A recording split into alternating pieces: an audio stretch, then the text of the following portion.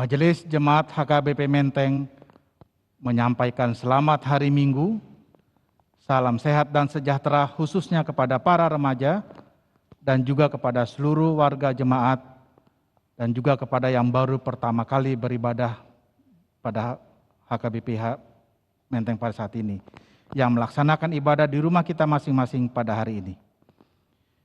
Minggu kita pada hari ini adalah Minggu ke-10 setelah Trinitatis dengan tema Lakukanlah Keadilan dan Kebenaran. Marilah kita persiapkan hati dan pikiran kita mengikuti ibadah ini dengan hikmat demi kemuliaan nama Tuhan. Kita bernyanyi dari Praise and Worship nomor 1. Praise and Worship 1 nomor 129, Hari Ini Kurasa Bahagia.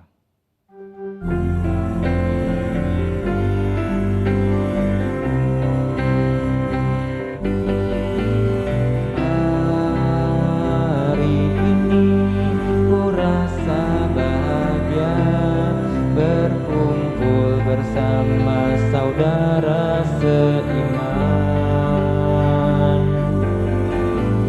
Tuhan Yesus telah satukan kita tanpa memandang di antara kita,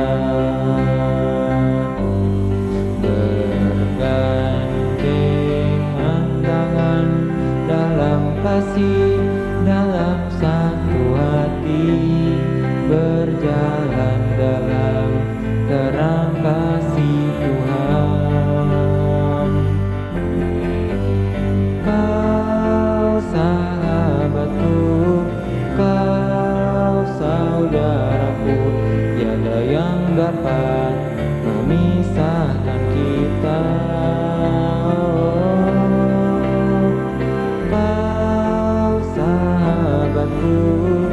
Kau saudaraku, tiada yang dapat memisahkan kita.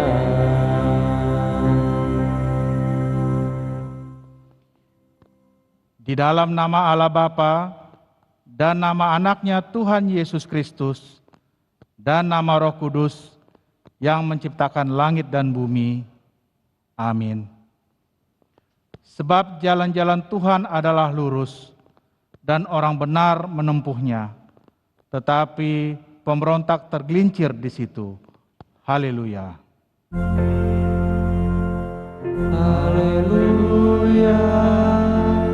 Haleluya.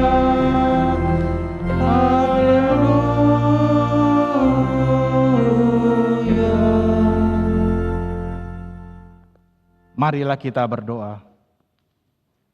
Ya Tuhan Allah, pengasih dan yang benar, kami mengucapkan terima kasih kepadamu, karena Engkau memberitakan berita kesukaan untuk menerangi hati kami. Oleh karena itulah kami dapat mengenal Tuhan dan semua kehendak-Mu. Kami ingin melakukan kehendak-Mu selama hidup kami. Kuduskanlah hati kami dengan Roh-Mu, kuatkanlah kami melawan nafsu dan keinginan duniawi. Berilah kegembiraan bagi kami untuk melaksanakan kehendak-Mu, oleh karena anak-Mu Yesus Kristus Tuhan kami. Amin. Kita bernyanyi dari buku ND nomor 178 ayat 1 dan 2, Roma tu Yesus.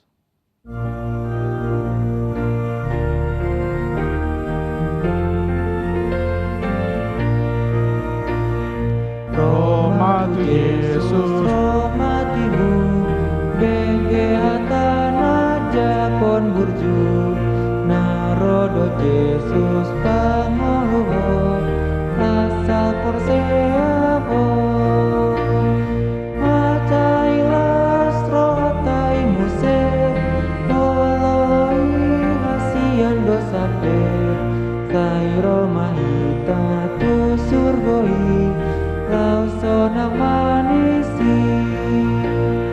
Roma tu Yesus undukona, pambaenan mona sotama, naim sesaona dodo sami, iban mudar nahi.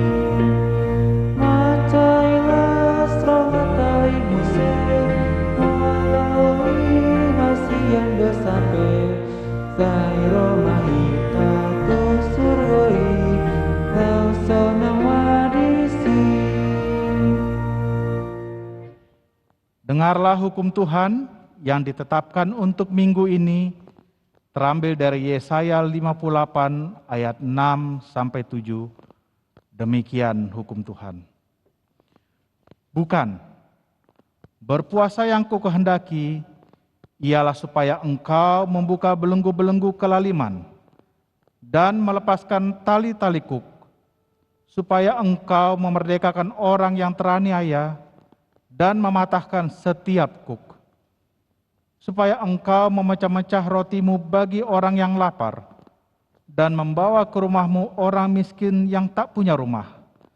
Dan apabila engkau melihat orang telanjang, supaya engkau memberi dia pakaian dan tidak menyembunyikan diri terhadap saudaramu sendiri. Demikian hukum Tuhan. Marilah kita memohon kekuatan dari Allah untuk melakukan yang sesuai dengan hukum-Nya. Ya Tuhan Allah, kuatkanlah kami melakukan yang sesuai dengan hukum-Mu. Amin. Kita bernyanyi dari Kidung Jemaat nomor 368 ayat 1 dan 2, pada kaki salib-Mu.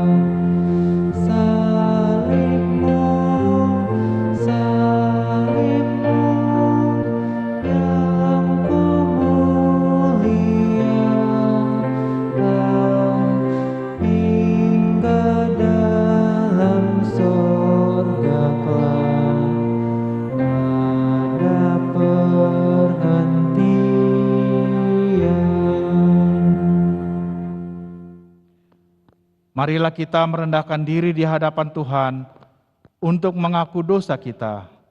Kita berdoa.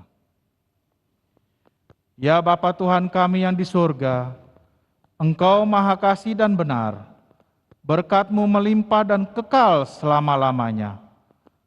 Kasihanilah kami ya Tuhan, lupakanlah segala kejahatan dan dosa kami. Kami sering berbuat dosa terhadap Engkau, dan membangkitkan amarah-Mu, karena kami sering melanggar hukum-Mu. Limpahkanlah kasih sayang-Mu kepada kami, dan berkatilah kami dengan pertolongan-Mu. Ya Tuhan Allah, sumber kebahagiaan kami, ampunilah segala dosa dan pelanggaran kami di dalam Anak-Mu, Tuhan Yesus Kristus, Juru Selamat kami. Amin.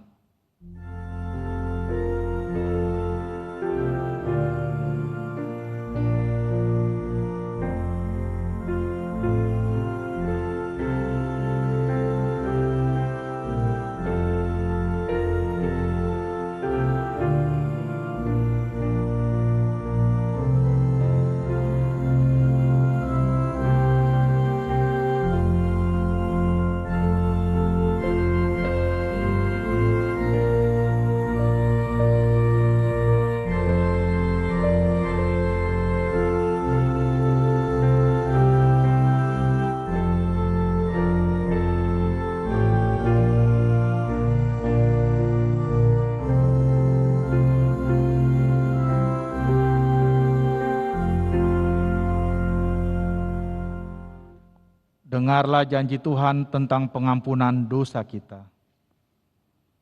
Karena begitu besar kasih Allah akan dunia ini, sehingga Ia telah mengaruniakan anaknya yang tunggal, supaya setiap orang yang percaya kepadanya tidak binasa, melainkan beroleh hidup yang kekal. Kemuliaan bagi Allah di tempat yang maha tinggi. Amin. Kita bernyanyi dari Kidung Jemaat nomor 363 ayat 1-2, bagi Yesus kuserahkan.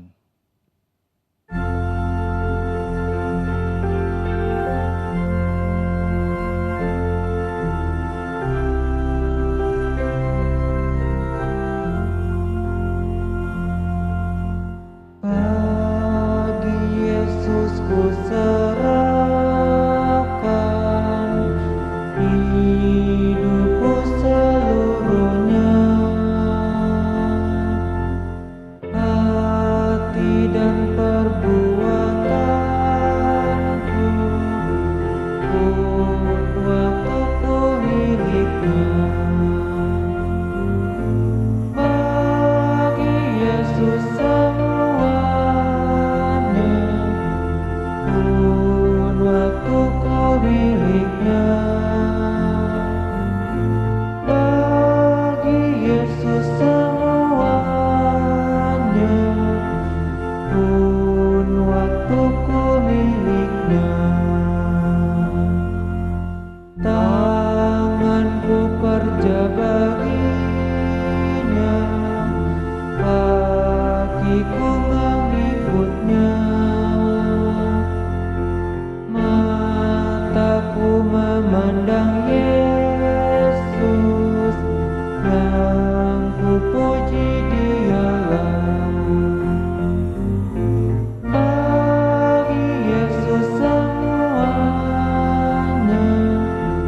yang ku puji Dialah. Bagi Yesus semuanya, yang ku puji Dialah. Marilah kita mendengarkan firman Tuhan yang ditetapkan untuk minggu ini, yang tertulis dalam kitab Matius 23 ayat 23-28. Kita membacanya secara bergantian. Celakalah kamu, hai ahli-ahli Taurat dan orang-orang Farisi, hai kamu orang-orang munafik, sebab persepuluhan dari selasih, adas manis, dan jintan kamu bayar, tetapi yang terpenting dalam hukum Taurat kamu abaikan, yaitu keadilan dan belas kasihan dan kesetiaan. Yang satu harus dilakukan dan yang lain jangan diabaikan. Hai kamu pemimpin-pemimpin buta, nyamuk kamu tapiskan dalam minumanmu, tetapi unta yang di dalamnya kamu telan. Celakalah kamu, hai ahli-ahli Taurat dan orang-orang Farisi, hai kamu orang-orang munafik, sebab cawan dan pinggan kamu bersihkan sebelah luarnya, tetapi sebelah dalamnya penuh rampasan dan kerakusan. Hai orang Farisi yang buta, bersihkanlah dahulu sebelah dari cawan itu, maka sebelah luarnya juga akan bersih. Celakalah kamu, hai ahli-ahli Taurat dan orang-orang Farisi, hai kamu orang-orang munafik, sebab kamu sama seperti kuburan yang dilabur putih, yang sebelah luarnya memang bersih tampaknya, tetapi yang sebelah dalamnya penuh tulang belulang dan berbagai jenis kotoran.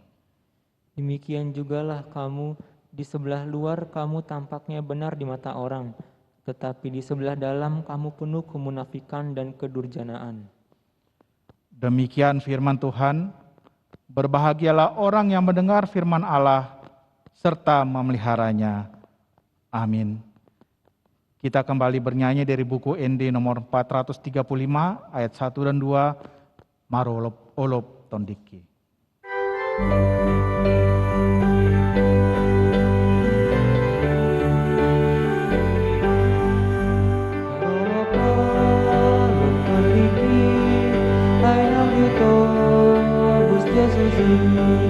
Namun sudah bagaimana saya aku mandoku tonami tiki dung Jepang Yesus Tuhan Tony nama Najaria Karben Waras Iroha Sonami tiki dung Jepang Yesus Tuhan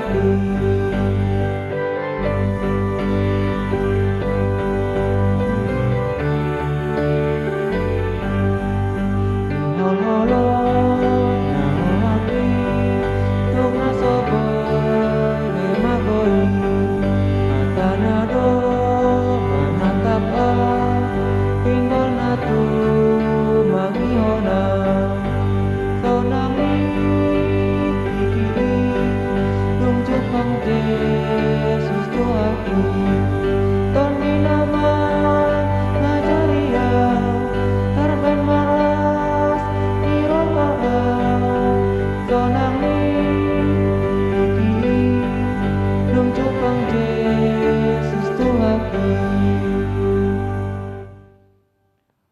Marilah kita bersama-sama mengaku iman percaya kita, sebagaimana teman-teman seiman di seluruh dunia, kita bersama-sama mengucapkannya. Aku percaya kepada Allah, Bapa yang Maha Kuasa, Khalik langit dan bumi.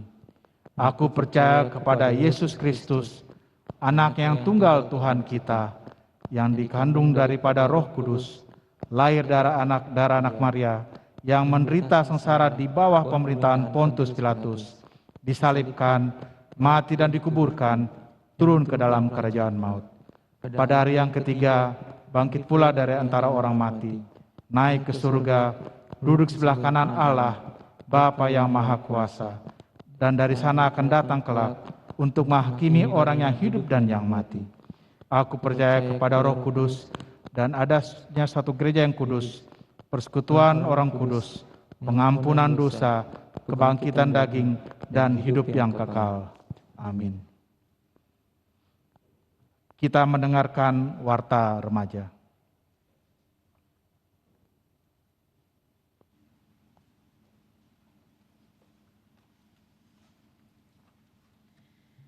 Shalom, selamat hari Minggu untuk kita semua.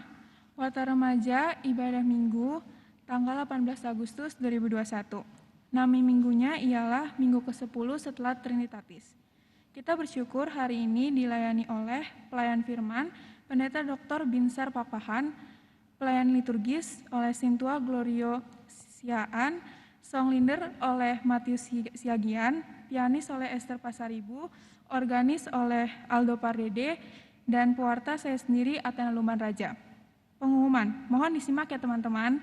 Yang pertama, jangan lupa ya teman-teman, minggu depan tanggal 15 Agustus seperti biasa, kita ada ibadah minggu pukul 7.45.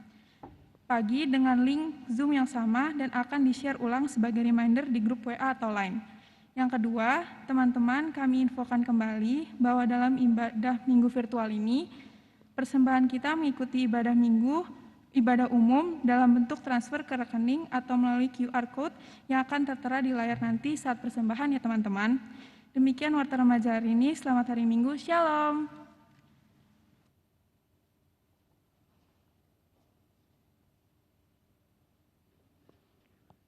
Kita persiapkan hati dan pikiran kita untuk mendengarkan firman Tuhan.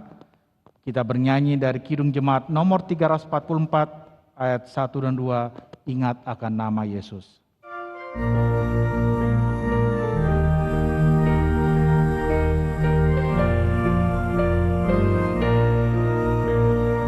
Ingat akan nama Yesus, kau yang susah dan sedih. Nama itu menghiburmu, mana saja kau pergi. Indahlah namanya, pengharapan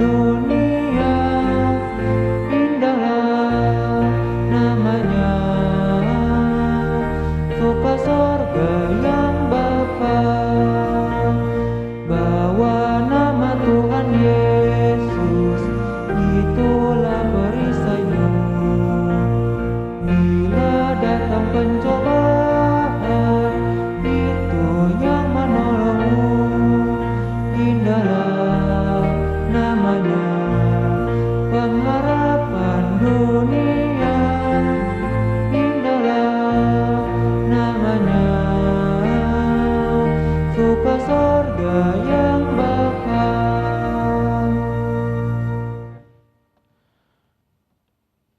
Mari kita berdoa. Allah pengasih, kami bersyukur kami masih boleh beribadah bersama di dalam ruang Zoom ini, dan sebentar kami akan membaca sebagian dari firman-Mu. Kiranya firman-Mu menguatkan kami, mendorong kami melakukan apa yang sesuai dengan kehendak-Mu. Ajari kami dan biarlah Roh Kudus-Mu yang memimpin kami dalam memahami firman-Mu. Dalam nama Tuhan Yesus Kristus kami berdoa. Amin. Saudara-saudara, teman-teman yang terkasih yang mengikuti ibadah ini, pada hari ini firman Tuhan diambil dari kitab Yeremia, pasal 22 ayat 1 sampai 9, saya akan baca untuk kita semua. Yeremia 22 ayat 1 sampai 9.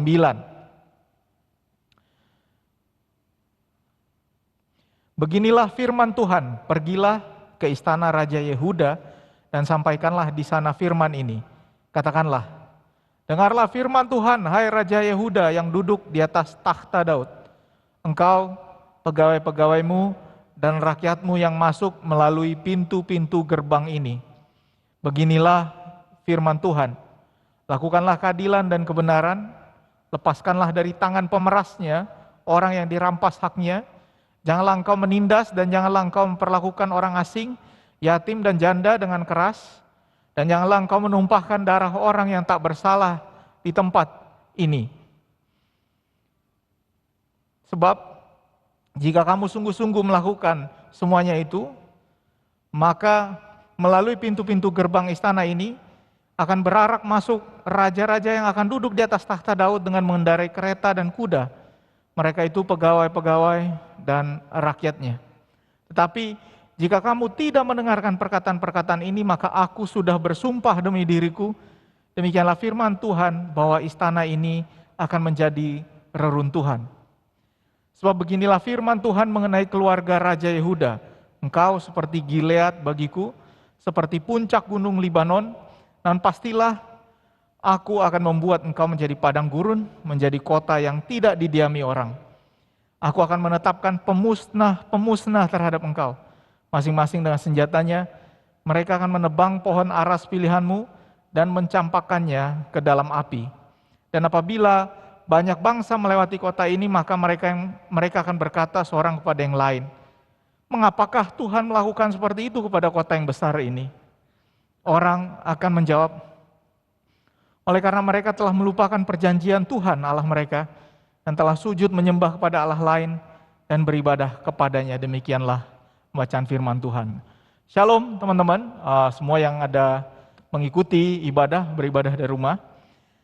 Senang sekali bisa kembali bersama teman-teman karena ini rekaman. Mungkin pada saat ini saya sudah berada di tempat yang jauh, tapi paling enggak untuk terakhir dalam tahun ini kita bertemu, saya masih di mimbar, teman-teman ada di ruang Zoom. Mungkin nanti kita masih ketemu juga sih di ruang Zoom. Tema firman hari ini adalah lakukanlah keadilan dan kebenaran. Teman-teman, lakukanlah kebenaran, keadilan dan kebenaran. Mungkin teman-teman pernah dengar pada tanggal 25 Mei tahun lalu, 2020, di Minneapolis, Minnesota, di Amerika Serikat, George Floyd terbunuh ketika dia ditangkap oleh polisi, lalu diduga dia menggunakan uang $20 palsu gitu ya. Lalu dia diadukan, polisi datang, lalu polisi ini menginjak lehernya dengan menggunakan lutut kaki selama lebih dari 9 menit, sehingga akhirnya George Floyd meninggal dunia. Dan yang terkenal adalah ketika itu George Floyd kemudian mengatakan, I can't breathe, saya tidak bisa bernafas. Dan apa yang terjadi, polisi itu kemudian meneruskan menginjak lehernya dengan menggunakan lutut, dan akhirnya George Floyd meninggal dunia. Yang terjadi kemudian adalah gerakan yang besar sekali, masif, terutama di Amerika Serikat, lalu menyebar ke beberapa negara, termasuk ke Inggris, Eropa. Mereka kemudian mengatakan bahwa kita harus melawan rasisme, kita harus melawan ketidakadilan. Ternyata kematian George Floyd datang karena ada semacam prasangka bahwa orang kulit hitam ini memang bersalah. Dan itu yang terjadi di Amerika Serikat. Bahwa rasisme terhadap orang kulit hitam, saudara-saudara, teman-teman, sudah dimulai perjuangannya sudah dimulai perjuangan melawan rasisme ini sejak lama sekali di Amerika Serikat, dan terakhir dalam abad ini perjuangan besar ada di dalam diri Martin Luther King Jr. Ini seorang pendeta ya teman-teman. Jadi seorang pendeta yang bernama Martin Luther King Jr. pada waktu itu apa yang dilakukan adalah, ini kalau kita lihat gambar ini, mungkin gambar ini bisa di fullkan saja nanti, jadi tidak usah pakai wajah saya. Gambar ini kalau teman-teman lihat, ini adalah pemisahan bus di Montgomery, di Amerika Serikat, Alabama. 1 Desember 55. Jadi kalau teman-teman lihat, orang kulit hitam itu duduk, dimulai, kalau dari sini mulai 1, 2, 3, jendela keempat, gitu ya. Jendela keempat dan 5, dari kiri, itu adalah orang kulit hitam. Lalu jendela 1, 2, 3, itu adalah orang kulit putih. Karena pada waktu itu terjadi pemisahan tempat duduk, teman-teman, di Amerika Serikat. Bayangkan tahun 55 ya, ini nggak lama dari tahun 2021.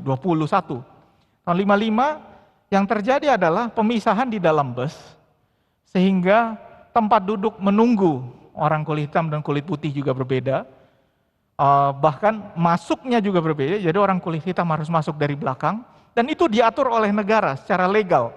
Ini legal deh. Ini negara mengatakan orang kulit hitam harus masuk dari belakang.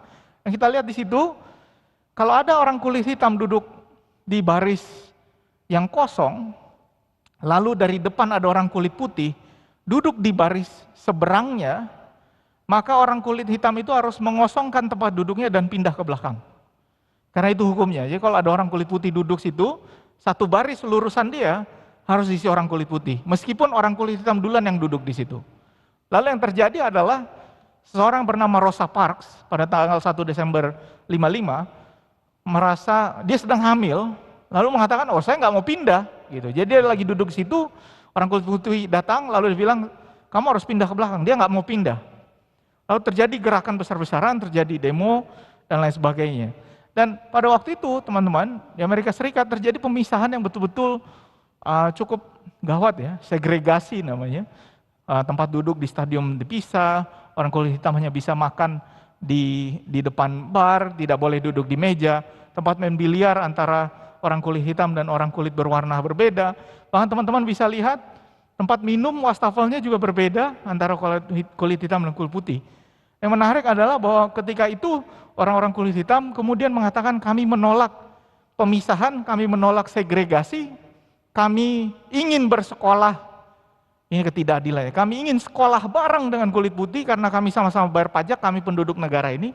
Orang kulit putih mengatakan kami tidak mau sekolah dengan mereka. Dan apa yang terjadi kemudian, ini saya akan tampilkan video sambil saya jelaskan, suaranya tidak usah dipasang. Yang terjadi adalah, teman-teman, kemudian pendeta Martin Luther King Jr. mengajak anak-anak muda, remaja, untuk keluar dari sekolah, semua remaja kulit hitam, ayo kita keluar dari sekolah, lalu mereka disuruh berdiri di tempat orang kulit hitam tidak boleh berdiri. Jadi misalnya di pinggir jalan, cuma boleh orang kulit putih yang jalan di situ, mereka suruh berdiri. Dan apa yang terjadi? Polisi kemudian menembak mereka, menyiram mereka dengan water cannon, pemadam, dengan air merica, dan juga mendatangkan pasukan kuda dan anjing polisi untuk menggigit mereka. Ini adalah gambar video ketika anak-anak itu disemprot, anak-anak remaja. Karena mereka mau memperjuangkan keadilan, mereka disemprot, dan pada akhirnya Martin Luther King Jr. ditangkap dan dimasukkan ke penjara, dituduh provokator. Ya, pendeta tapi dituduh provokator, karena dia memperjuangkan keadilan. Karena dia memperjuangkan kesamaan hak, kesetaraan. Dan pada akhirnya, ketika khotbahnya yang begitu terkenal, I have a dream, terwujud di dalam diri seorang Barack Obama, presiden kulit hitam yang pertama di Amerika Serikat. I have a dream. Ketika dia mimpi bahwa ketidakadilan akan dihapus, maka dia memperjuangkannya. Ketidakadilan harus dilawan. Ya bisanya dikhotbahi saja, harus dilawan. Nah saudara-saudara, teman-teman, kita mungkin masih ingat kita pernah berada dalam suasana PPKM, di mana semua tempat tutup dan kita melihat banyak orang-orang kelaparan, kita melihat banyak orang yang tidak bisa makan, orang nggak punya uang. Teman-teman harus sadar bahwa di luar sana banyak orang-orang yang nggak bisa makan karena nggak kerja, karena dia hanya bisa dapat uang kalau kerja harian. Kalau dia dilarang kerja, dia tidak bisa makan. Sehingga ada yang kelaparan di luar sana, teman-teman. Ada yang kelaparan. Yang menarik adalah bahwa pada saat ini ketika orang kelaparan, ketika dunia ini punya pandemi, tetap ada yang makin kaya. Karena dia mendapat keuntungan dari kesusahan orang.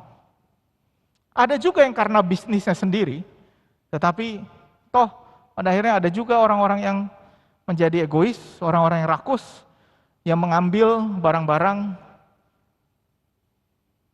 dan berlaku tidak adil.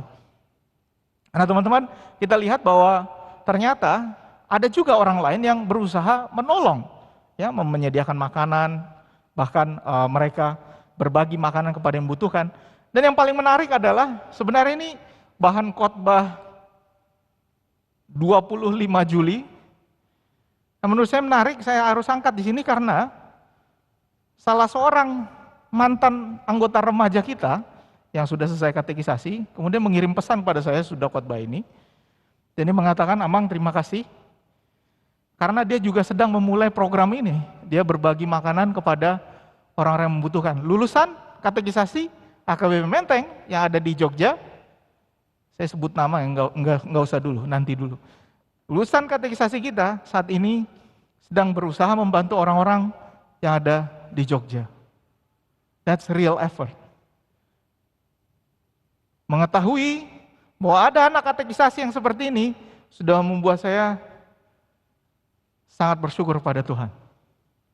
Inilah perwujudannya, teman-teman. Nggak ada gunanya saya khotbah di sini kalau tidak ada yang seperti ini. Saya senang sekali mendengar berita ini. Dan tema firman hari ini sebenarnya banyak bicara soal keadilan, karena Nabi Yeremia dikenal sebagai nabi yang menangis, the weeping prophet. Menangis. Kenapa? Karena dia lahir di keturunan Lewi, keturunan imam, tetapi dia sebenarnya masuk ke dalam, bukan keturunan Lewi, dia masuk dalam keturunan Benyamin, tapi dia ada dalam keluarga yang bekerja di Bait Allah. Lalu bapaknya sendiri adalah seorang seorang pemimpin Bait Allah, karena di kerajaan Yehuda pemimpin Bait Allahnya berasal dari suku Benyamin. Dan dia bernubuat kepada orang-orang yang ada di kerajaan Yehuda. Ini kalau teman-teman, sekali lagi saya ingatkan bahwa pada waktu itu ada dua kerajaan. Yang pertama adalah Yehuda, kerajaan Yehuda ibu kota Yerusalem, dan kerajaan Israel Utara ibu kota Samaria. Jadi Yeremia datang kepada orang-orang yang ada di kerajaan Yehuda. Dan pesannya adalah bahwa Yehuda akan dihakimi. Yehuda akan dihakimi. Sesudah dihakimi, baru mereka akan mendapatkan perjanjian yang baru. Dan dari sini, dari istilah Yeremia ini kita mendapatkan istilah perjanjian baru. Tetapi apa yang dikatakan adalah di pasal 2-25, Yehuda melakukan kesalahan, dan karena kesalahan itu mereka akan dihukum. Kesalahannya apa? Mereka memuja Allah yang lain, memuja ilah yang lain. Mereka berlaku immoral, yaitu melakukan ketidakadilan, dan kemudian mereka juga bernubuat tentang memalsukan nubuat Allah. Pesannya cukup keras. Dalam Yeremia 11 ayat 2 dikatakan, beginilah firman, 11 ayat 3 dikatakan, beginilah firman Tuhan Allah, terkutuklah orang yang tidak mendengarkan perkataan-perkataan perjanjian ini. Jadi dia bilang, terkutuk loh. Kalian kalau dengar orang datang gitu, wah terkutuk loh. Tuh orang nggak benar banget. Dan ini berhubungan dengan Nabi Amos, seperti yang khotbah beberapa minggu yang lalu, seperti khotbah yang saya sampaikan juga.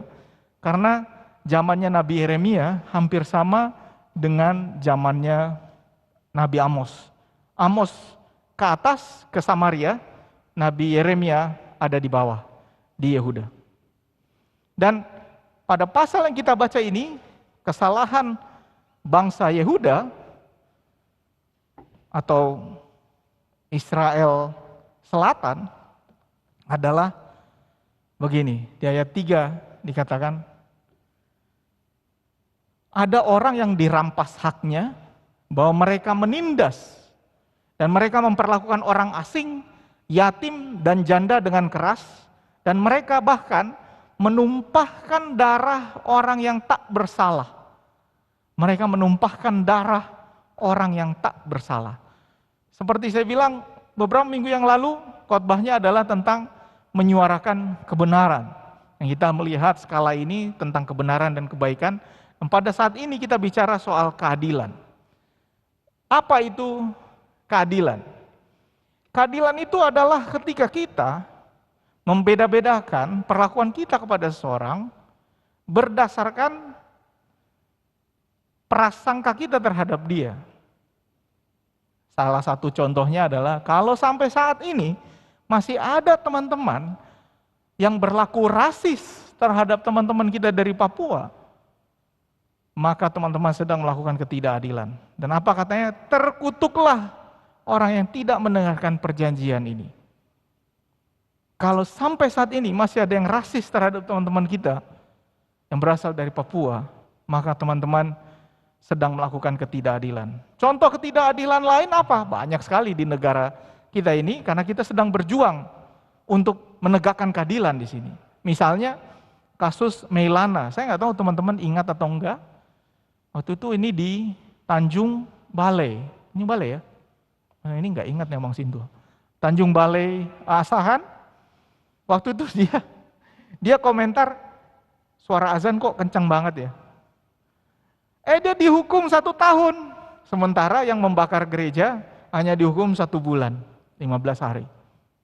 Gimana keadilannya? Orang ngomong kok kayaknya kencang banget, dengan yang bakar gereja hukumannya lebih parah. Yang ngomong kok kayaknya kencang banget azannya. Di mana keadilan? Nah, pada saat ini salah satu juga yang perlu teman-teman remaja tahu, masalah dunia juga salah satunya adalah buruh anak.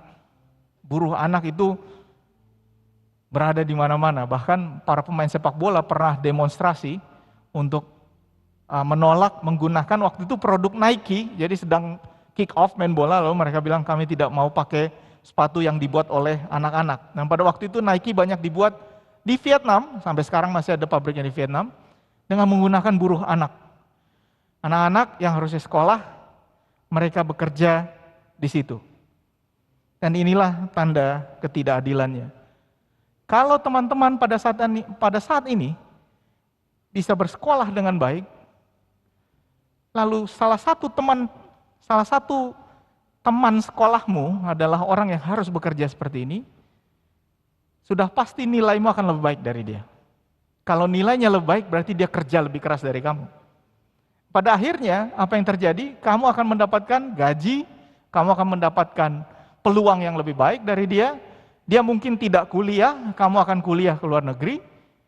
Lalu apa yang terjadi ketika dia punya anak, anaknya akan mengalami hal yang sama, sementara anakmu akan semakin baik nasibnya. Itulah ketidakadilan. Karena kesempatan kita tidak sama. Karena itu teman-teman, keadilan bukanlah equality.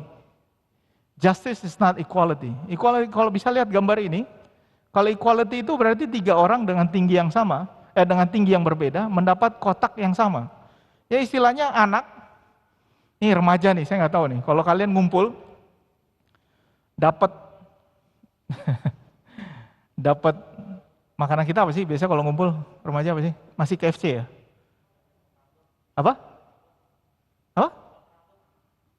Mie? Ayam keprabon. Oh udah ganti ya, udah nggak KFC lagi. Oke, ayam keprabon. Jadi coba bayangkan, ayam keprabon. Ada anak yang badannya gede, ada yang badannya sedang, dan ada anak yang badannya kecil. Ayamnya sama nggak yang kita bagi? Gede ayamnya sama nggak? Sama nggak? Sama ya, sekotak sama ya? Oke. Itulah yang namanya equality. Dikasih sejajar semua. Tapi siapa yang akan lapar duluan? Yang badannya gede. Jumlah kerjanya sama nggak? Yang badannya gede sama yang badannya kurus, kalau ngangkat barang sama nggak beratnya? Sama, sama nggak? Kalau sama, makanannya harus sama. Tapi kalau yang badannya gede, ngangkatnya lebih banyak, harusnya dikasih makan lebih banyak. Bener nggak? Atau nggak begitu? Nah yang badannya kurus pasti bilang, nggak adil. Kok dia lebih gede, badannya lebih banyak? Ya begitu. Tapi kalau kita berpikir terbalik, lu kan badannya udah gede, kasih yang badannya kecil dong, biar badannya jadi gede juga. Supaya sama. Sesama kerjanya kan gitu. Jadi pilih yang mana, teman-teman? Pilih yang mana? Dan sekarang teman-teman, dunia, ini saya kasih tahu nih, memilih jalan yang sebelah kanan, jalan keadilan. Jadi kalau teman-teman pada saat ini, anak Jakarta, laki-laki, cari beasiswa. Jadi anak Jakarta laki-laki cari beasiswa, ketemu dengan anak perempuan dari luar Jakarta, dari luar Pulau Jawa, yang dapat beasiswa meskipun nilaimu lebih tinggi dari dia, yang dapat perempuan ini. Dan inilah masalah dengan rayonisasi, teman-teman. Oke? Rayonisasi adalah justice. Ini saya nggak suka juga sama aturan ini. Saya nggak suka juga sama aturan ini. Tapi ini adalah upaya, ini saya memberi pengertian ya, teman-teman boleh protes sama saya, nggak masalah juga. Ini adalah upaya untuk memberikan keadilan. Kenapa? Karena biasa yang dapat sekolah unggulan itu adalah yang memang seperti kalian. Kalian seperti kalian tuh apa sih? Yang nggak pernah mikir besok mau makan apa? Internetnya cukup, ya kan? Kalau mau makan boleh milih. Dan listriknya nggak pernah naik turun. Kecuali dari PLN. Bukan karena bunyi-bunyi token habis. Sementara, orang-orang yang sekolah di sekolah-sekolah yang kelihatannya bukan unggulan, adalah yang seperti itu. Ya, yang mungkin kita bilang bandel dan lain sebagainya. Sehingga yang terjadi apa? Sekolah-sekolah unggulan jadi bagus, apakah karena sekolahnya atau karena orang-orang yang masuk ke situ? Gitu ya. Coba bayangkan, kalau yang masuk UI bego-bego semua, bagus nggak UI?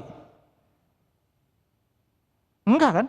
Makanya masukkan yang pintar-pintar ke sekolah lain, supaya sekolah lain juga jadi bagus. Gitu dia. Itu jalan pemikiran rayonisasi. Siapa yang nggak suka? Kalian. Yang pinter, yang pengennya masuk sekolah unggulan, yang merasa harusnya ini milik saya. Pasti nggak suka. Pasti nggak suka. Kenapa? Ya harusnya saya mendapatkan ini, tapi teman-teman harus tahu bahwa yang mendapatkan itu sekarang, kan udah ada yang dengar, karena usia lebih tua ya, berarti dia tinggal kelas ya? Atau nggak sekolah ya, gitu kan? Yang usia lebih tua. Kenapa ya? Mungkin dia kurang mampu. Sudah saatnya dia dimasukkan ke sekolah yang bagus supaya dia mampu. Karena kalau dia dimasukkan ke sekolah yang tidak bagus, bertemu dengan teman-teman yang seperti itu, kapan dia akan jadi mampu? Kapan dia akan jadi pinter? Nggak akan pinter-pinter, dia segitu-segitu aja. Nanti dia berteman sama yang seperti itu, ketemu sama yang seperti itu, punya anak sekolah di situ juga, nggak akan ada perubahan. Yang terjadi apa? Kalian akan makin kaya, dia akan makin miskin. Kenapa bisa begitu? Bukan karena nggak adil. Soalnya kalian mulainya udah nggak sama. Startnya udah nggak sama. Startnya nggak sama seperti apa? Teman-teman, di sini kita lihat 50% penduduk dunia tidak bisa tenang makan setiap hari. Hanya 30% penduduk dunia itu punya makanan cukup. 30%. Dan 76% punya listrik. Kalau teman-teman punya internet, teman-teman masuk yang 10% punya internet. 90% tidak punya internet. Kalau kalian sekolah bareng sama yang nggak punya internet, pinteran siapa? Pinteran kalian. Jadi kalau ada anak daerah, pindah dari daerah, masuk ke sekolahmu di Jakarta, kalian biasa suka ngejekin, bego banget ya anak daerah. Jangan gitu bro, karena startnya nggak sama. Startnya nggak sama, kalian udah biasa pakai internet. Makanya kadang-kadang kalau saya ke Belanda juga saya sebel juga sama orang Belanda. Kenapa? Sok deh. Oh kalian negara berkembang. Iya, kami negara berkembang karena kamu ngambil harta negara kami. Kan gitu. Dia nggak ngambil, tapi orang tuanya ngambil. Kakek neneknya ngambil, lalu kakek neneknya kaya, dan begitulah sekolahnya jadi bagus, kita begini-begini aja.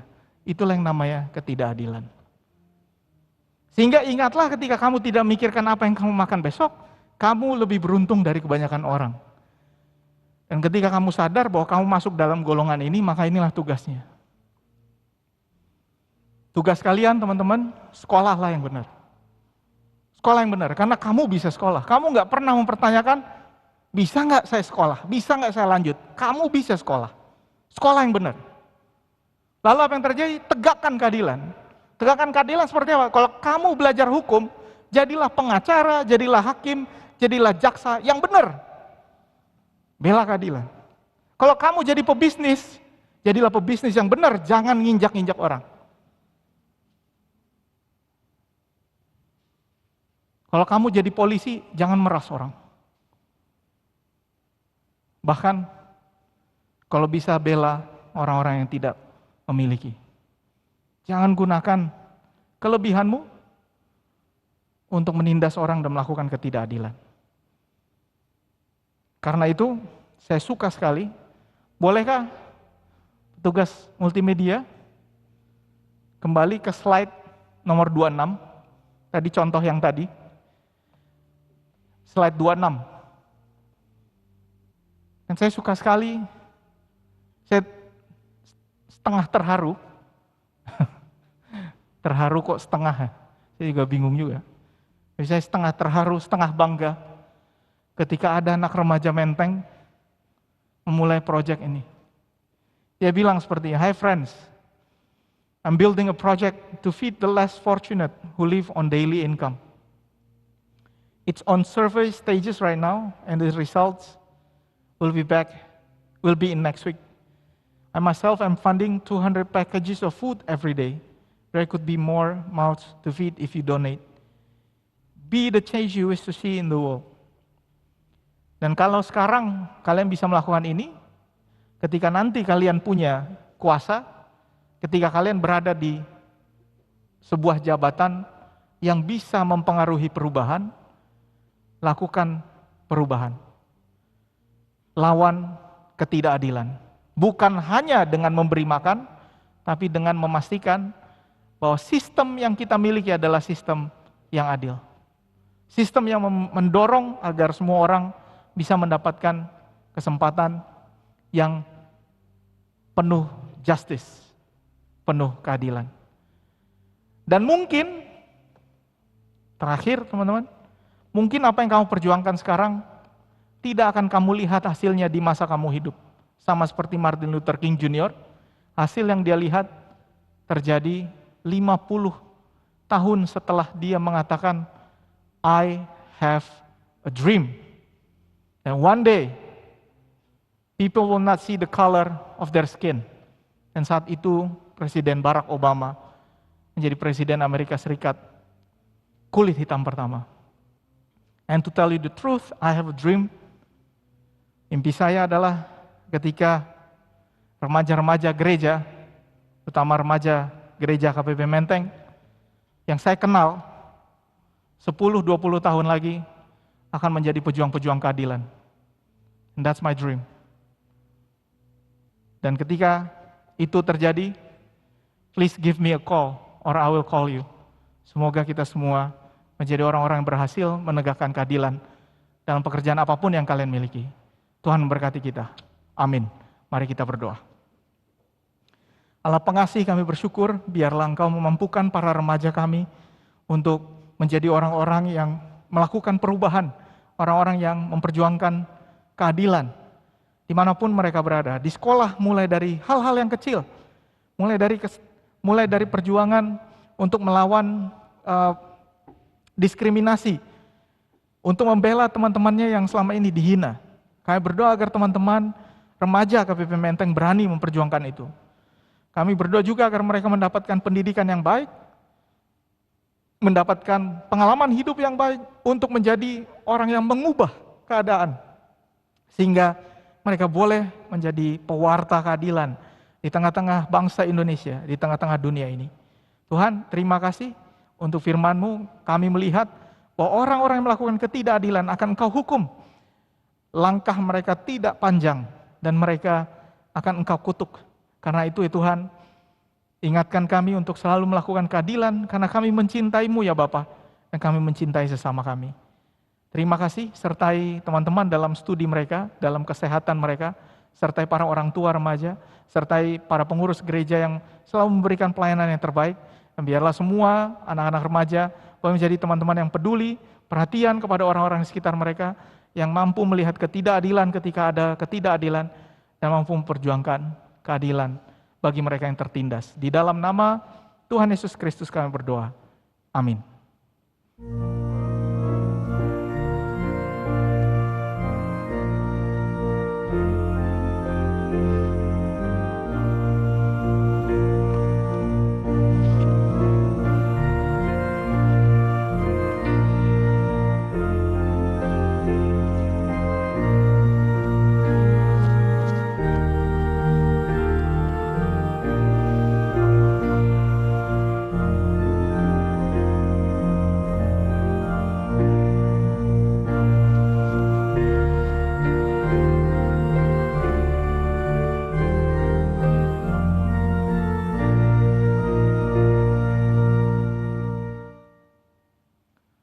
Saudara, teman-teman, kita akan mengumpulkan persembahan dan memuji Tuhan dengan bernyanyi, "Ku mau berjalan dengan juru selamatku."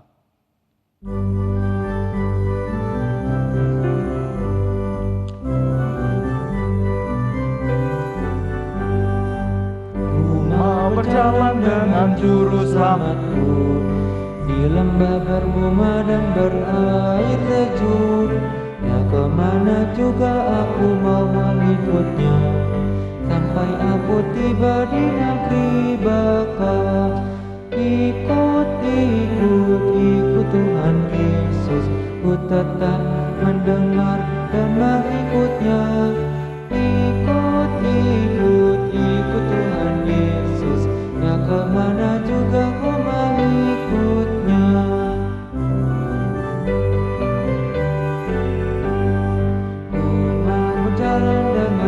Selamatku di lembah gelap, di badai yang menderu. Aku takkan takut di bahaya apapun, bila ku dibimbing tangan Tuhanku.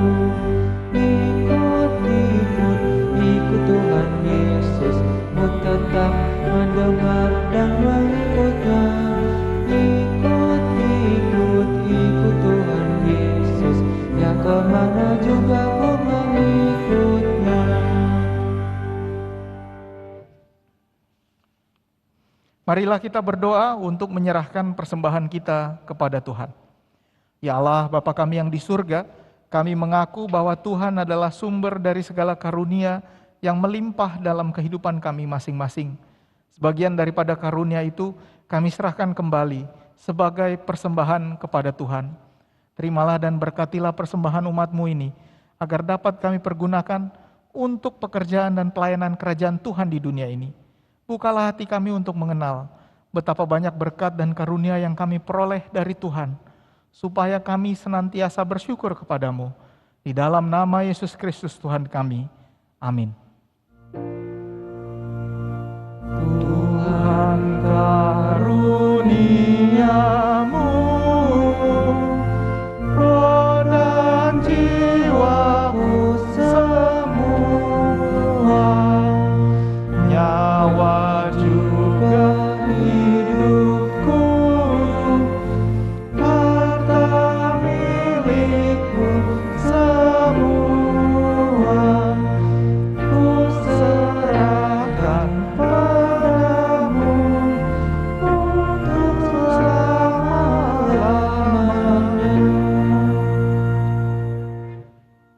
Bapa kami yang di surga, dikuduskanlah namamu, datanglah kerajaanmu, jadilah kehendak-mu di bumi seperti di sorga.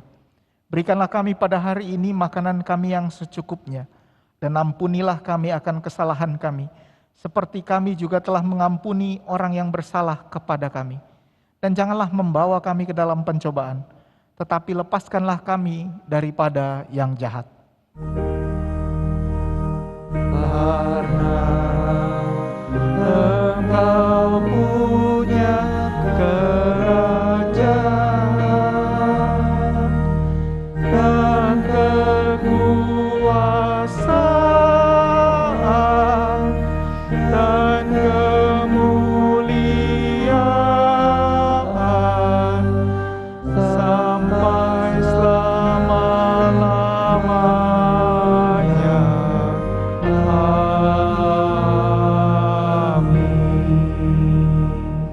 Terimalah berkat dari Tuhan. Tuhan memberkati engkau dan melindungi engkau. Tuhan menyinari engkau dengan wajah-Nya dan memberi engkau kasih karunia. Tuhan menghadapkan wajah-Nya kepadamu dan memberi engkau damai sejahtera. Amin.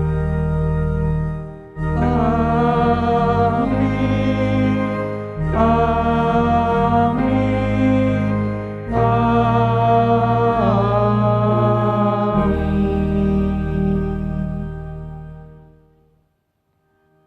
Teman-teman remaja, selamat hari Minggu. Semoga tetap sehat, jaga protokol kesehatan. Kalau bisa, teman-teman yang sudah cukup umur silakan divaksin. Dan selamat menempuh studi dengan baik. Tuhan memberkati.